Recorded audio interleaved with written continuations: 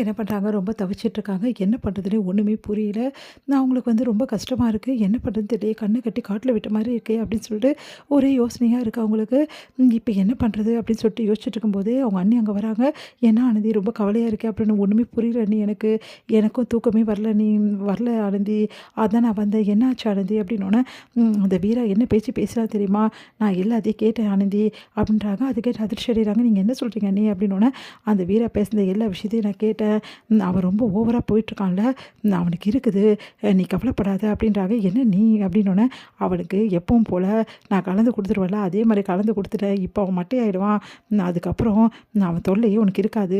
காலைல கூட எழுந்துப்பானான்னு தெரியாது." அப்படின்னோனே அதிர்ச்சி அடைகிறாங்க. "நீங்க என்ன சொல்றீங்க? ஏதாவது பிரச்சனை ஆயிட போகுது. அதெல்லாம் பார்த்துக்கலாம் விடு" அப்படின்றாங்க. சரிங்க அண்ணி, எனக்கு ஒரு யோசனை தோணுது. என்ன விஷயம்?" அப்படின்னோனே, "அந்த வீராவோட ஃபோன் எடுத்தா ஏதாவது நம்மளுக்கு கிடைக்கும்." அப்படின்னோனே, அது ஒண்ணும் பிரச்சனை இல்ல. ஃபோன் தானே உனக்கு வேணும். இங்க வா" அப்படி சொல்லிட்டு பார்க்குறாங்க. பார்த்தா அந்த வீரா வந்து நல்லா தூங்கிட்டு இருக்கான். பார்த்தல்ல எப்படி தூங்கிட்டு இருக்கான்னு. இப்ப கண்டிப்பா எழுந்துக்க மாட்டான். இரு நைஸா போய் ஃபோன் எடுத்துட்டு வந்துடலாம். "அண்ணி பத்திரம் நீ வா போலாம்" அப்படி சொல்லிட்டு பொறுமையா போறாங்க 2 பேரும். போயிட்டு எப்படியோ கஷ்டப்பட்டு அந்த ஃபோன எடுத்துடுறாங்க. "அப்பாடா எடுத்தாச்சு" அப்படின்னு சொல்லிட்டு ஆனந்தி கிட்ட குடுக்குறாங்க. "ஆனந்தி அவனோட பின் நம்பர் உனக்கு தெரியுமா? லாக் பண்ணி வச்சிருக்கான்" அப்படின்னோனே, அவனோட பின் நம்பருக்கு என்னவா இருக்கும்? கொடூர புத்தி உள்ளவங்களா கொடூரமா தான் இருக்கும்" அப்படி சொல்லிட்டு ஆனந்தி வந்து யோசிச்சுட்டு வந்து ரொம்ப தவறா வந்து அவங்க பொண்டாட்டி பேசுற மாதிரி ஒரு பின் நம்பர வந்து போடுறாங்க. போட்டா கரெக்ட்டா அவருக்கு "எப்படி ஆனந்தி?" அப்படின்னு. "எனக்கு தெரியாது அவன பத்தி" அப்படின்றாங்க. அதுக்கப்புறம் எல்லாமே ஒண்ணு ஒண்ணா வந்து அந்த வீடியோஸ் எடுத்து ஒண்ணு ஒண்ணா பார்த்துட்டே இருக்காங்க. என்ன இருக்கு அப்படின்னு சொல்லிட்டு. அதில வந்து நெறைய வந்து ஷூட்டிங் பண்ணுறது அது எல்லாமே இருக்கு. "இவ்வளோ தான் இருக்கா? வேற எதுவும் இல்லையா?" அப்படின்னு. "இல்ல, இல்ல இவ ஏதாவது ஒண்ணு கண்டிப்பா எடுத்து வச்சிருப்பா" அப்படின்னு சொல்லிட்டு, "இருங்க ஒரு நிமிஷம் மறுபடியும் பார்க்குறேன்" அப்படின்னு சொல்லிட்டு எல்லாத்தையும் பார்க்குறாங்க. பார்த்தா சீக்ரெட்டா நெறைய வீடியோஸ்லாம் அதில இருக்கு. அத பார்த்துட்டு ஓப்பன் பண்ணி பார்க்குறாங்க. பார்த்தா ரொம்ப கொடூரமா இருக்கு எல்லா வீடியோ. "என்னடி இவன் இப்படிலாம் வச்சிருக்கான்? பின்ன என்னலாம் வந்து எப்படி கொடுமைப்படுத்தணும்னு இத பார்த்து தானே கண்டுபிடிக்கிறான். பின்ன ஏன் இப்படி வச்சிருக்க மாட்டான்?" அப்படின்றாங்க ஆனந்தி.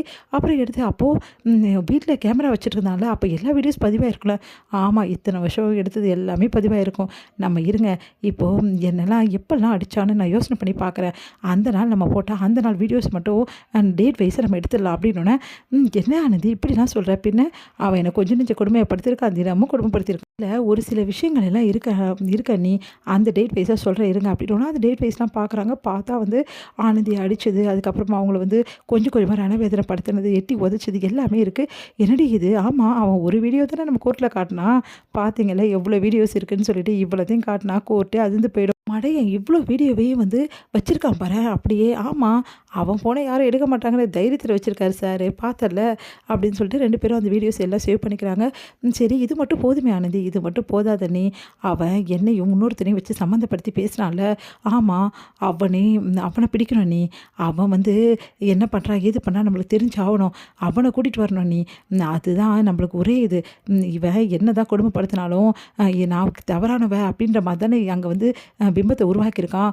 அதை உடைக்கணும் நீ அப்படின்னு சொன்னோன்னே, "நீ சொல்கிறது கரெக்டு தான் ஆனந்தி. இது மட்டும் நம்மளுக்கு போதாது. முதல்ல அந்த விஷயத்தையும் நம்ம பண்ணி ஆகணும். சரிங்க நீ நம்ம பத்திரமா எடுத்து போய் ஃபோனை வச்சுருவோம்" அப்படின்னு சொல்லிட்டு, ஐயோ அவன் எழுந்துக்கின மாதிரி இருக்கே இப்படி வைக்கிறது அப்படின்னோடனே, "அவன் எழுந்துக்க மாட்டான்" அப்படின்னுங்க. போன வாட்டியோட பயத்தில் இந்த வாட்டி கம்மியாக போட்டிருக்கேன்டி" அப்படின்னோடனே, "ஐயோ இப்போ என்ன நீ பண்ணுறது" அப்படின்றாங்க. சரி சரி இரு எப்படியும் கொஞ்சம் திரும்பி படுக்க தான் செய்வான். அத பார்க்கலாம்" அப்படி சொல்லிட்டு பார்க்குறாங்க. பார்த்தா திரும்பி திரும்பி படுக்குறாங்க. நைஸா வந்து கீழ பூனை மாதிரியே போயிட்டு பொறுமையா வச்சுட்டு ஓடி வந்துடுறாங்க. "அப்பாடா வச்சுட்டோம்" அப்படின்னு சொல்லிட்டு. "அண்ணி அவன் கண்டுபிடிக்க மாட்டானா?" "அதெல்லாம் கண்டுபிடிக்க மாட்டான். பார்த்துக்கலாம் விடு ஆனந்தி" அப்படின்றாங்க அவங்க அண்ணி.